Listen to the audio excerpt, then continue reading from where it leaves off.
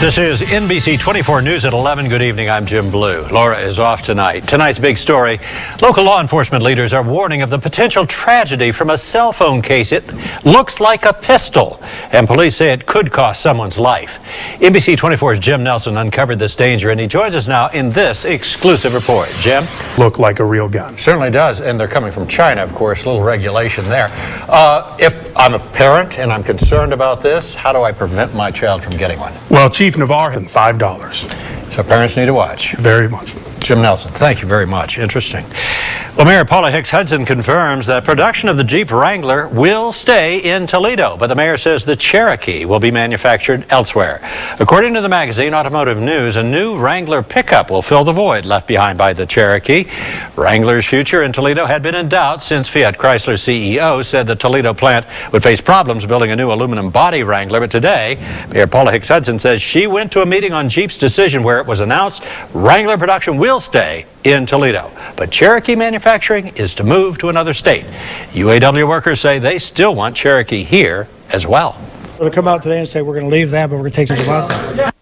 In a statement, a spokeswoman for Fiat Chrysler said, quote, Mr. Marchione, Fiat Chrysler CEO, made some statements in an interview with Automotive News regarding Wrangler production. Those comments stand on their own, and we have nothing further to add, end quote. Decision 2015 now. Former Toledo City Councilman Mike Ferner will officially announce his run for Toledo mayor tomorrow. Ferner said today that he will hold a news conference at 10 a.m. behind the Docks restaurants on the Maumee River. Ferner will run as an independent. He says he will focus on making Toledo a family-friendly city rather than a city based on big corporations and wealthy interests. Incumbent Mayor Paula Hicks Hudson dropped off her signed petitions today for her run for re-election in November. Hicks Hudson is the second person to actually turn in petitions with at least 750 valid voter signatures. Opal Covey was the first. The deadline to file is this Friday. On the NBC 24 street beat, Terry Steinfurth Jr., who became a prominent figure during the baby Elena disappearance 2 years ago, will be spending time behind bars for domestic violence against his live-in girlfriend. He was sentenced to 6 months in jail today to be followed by 3 years of probation. Steinfurth had pleaded no contest to charges of domestic violence and endangering children last month after allegedly assaulting his girlfriend. Steinfurth's daughter, you'll remember, 18-month-old baby Elena, disappeared from an East Toledo home in 2013. Garnering national attention and triggering a 3-month search. The child's remains were found inside a garage behind the home. A Toledo man has been indicted on a charge that he killed his brother. James Conklin Jr. was formally charged today with 2 counts of murder with firearm specifications. Police say Conklin fatally shot his 53-year-old brother in the chest August 23rd. 6 tigers and 4 other exotic animals seized from Tiger Ridge have been moved to animal sanctuaries in other states. That move wrapped up on Monday. The Ohio Department of Agriculture says the animals needed more space for their long-term health. The animals have spent the last 7 months at a temporary holding facility near Columbus. The village of Macomb has been insisting to its citizens that despite a brown tint to its water, it's still safe to drink. A public meeting was held tonight to update citizens on water quality and what's being done to clear the water. A few weeks ago, manganese was detected in the village's water, but the Ohio EPA says despite the brown color, it is safe to drink.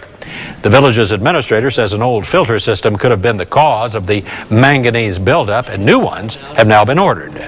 Seifert says the filter should be installed and working within a month and a half. And now, to an NBC 24 follow-up. A NoDOT spokesperson says repairs on the Anthony Wayne Bridge, known popularly as the High Level Bridge, are nearly complete. The bridge has been closed for over a year. Crews have been redecking it, replacing the existing truss and span, installing new lighting structures, and rebuilding the pedestrian sidewalk and fence. ODOT spokeswoman Teresa Pollock says the work is 90% done. Pollock says even after the bridge opens, additional work on the structure will require lane closures from 6 months to a year. A group of demonstrators supporting a Toledo initiative to decriminalize marijuana gathered downtown today, some carrying signs and wearing body paint. The group is attempting to rally support for Issue 1 in Toledo's September 15th election. If passed, the initiative would reduce penalties for using pot to the minimum under state law. Issue 1 only would apply to Toledo. Marijuana supporters are also working towards statewide legalization through a referendum on Ohio's November ballot. Let's turn our attention now to the weather. It has been sweltering, and tonight it really felt like a summer night. Norm, is this going to let up sometime before the weekend? Well, we think it will. Now, we first told you about an investigation that placed the Fremont police chief on paid administrative duty back in May. An investigation of that chief by the Attorney General's office has been kept private until now. NBC 24's lead investigative reporter, Sharon Gaeta, has the story. And that's Sharon Gaeta reporting. The servicemen killed in the Chattanooga military installation shootings are being remembered. How the artist behind this painting is honoring the fallen men. An artist in Chattanooga, Tennessee is using his paintbrush to honor the 5 servicemen killed in July. Kevin Bate picked out a wall just a few blocks from the National Cemetery where 2 of the servicemen are buried. And this week, he started painting the 5 who lost their lives during the July 16th attack. He says he hopes people will drive by the mural years from now and remember these faces. The wall space and paint was all donated. Chipotle announced it will be delivering burritos, tacos, and bowls straight to college students come this fall. Chipotle Mexican Grill is partnering with the food delivery app Tapingo to deliver its food to 40 college campuses nationwide. The fast casual chain says it will expand to more than 100 campuses by spring. Now, unfortunately, the closest campuses around here getting the service are Michigan State, OSU, Eastern Michigan University, and Cleveland State University. Jim Harbaugh's debut with Michigan is one day closer as the team travels to Utah. Sports director Kirk Nowatzki has more on the big game coming up on Thursday. Kirk?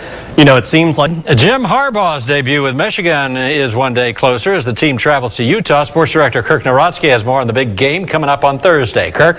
You know, it seems like Wheeler Farms corn maze at the Butterfly House has unveiled this year's design, and it will be a familiar sight for Toledoans. Take a look. It's a Jeep Wagoneer. The 4 interconnected mazes take up about 16 acres. It took about 15 hours for a crew to cut down all the corn. That doesn't even take into consideration how long it took an artist to draft the layout. It's the 5th year Wheeler Farms has made the maze, but the first time Jeep has been so honored. And the air conditioners are running tonight. Oh, full time, yeah. That's it for now. We will see you tomorrow. Good night, everybody.